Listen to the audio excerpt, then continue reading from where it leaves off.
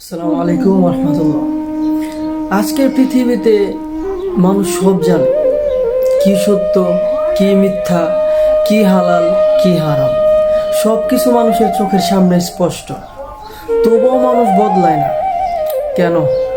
1400 বছর আগে পবিত্র কুরআনে এই প্রশ্নের উত্তর দিয়ে দিয়েছে। আল্লাহ তাআলা বলেন, ইন্নাল্লাযীনা কাফারু সাওয়াউন আলাইহিম আ আনজারতাহুম আম লাম তুনজিরহুম লা ইউমিনুন। নিশ্চয় যারা সত্যকে অস্বীকার করেছে, আপনি তাদের সতর্ক করুন কিংবা না করুন, তারা ঈমান আনবে না। সূরা বাকারা আয়াত 6। একটু ভাবুন তো, আজ সোশ্যাল মিডিয়ায় হাজার হাজার ইসলামিক ভিডিও, কুরআনের তাফসির, মৃত্যুর স্মরণ, জাহান্নামের ভয়াবহতা সব মানুষ দেখছে, কিন্তু কয়জন বদলাচ্ছে?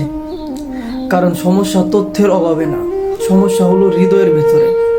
আজ মানুষ সত্য শুনতে চায় না, কারণ সত্য তার জীবনধারাকে চ্যালেঞ্জ করে। হারাম ইনকাম ছাড়তে হবে, অহংকার ছাড়তে হবে, গুনাহ ছাড়তে হবে, আর এখানেই মানুষ আটকে যায়। সূরা বাকারার এই আয়াত শুধু কাফেরদের গল্প না, এটা আমাদের জন্য একটি সতর্কবার্তা।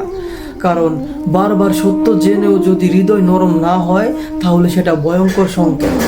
আজ আমরা এমন এক যুগে বাস করছি যেখানে মানুষ কোরআনের আয়াত স্ক্রল করে চলে যায়, কিন্তু 30 সেকেন্ডের বিনোদনে ঘন্টার পর ঘন্টা কাটিয়ে দেয়। আল্লাহ তাআলা কাউকে জোর করে পথ দেখান না। মানুষ নিজেই যখন সত্য থেকে মুখ ফিরিয়ে নেয়, তখন ধীরে ধীরে হৃদয় শক্ত হয়ে যায়।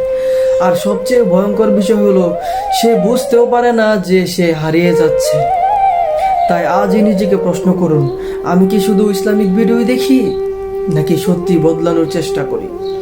আমি কি কোরআন শুনি, নাকি শুধু শোনার অভিনয় করি?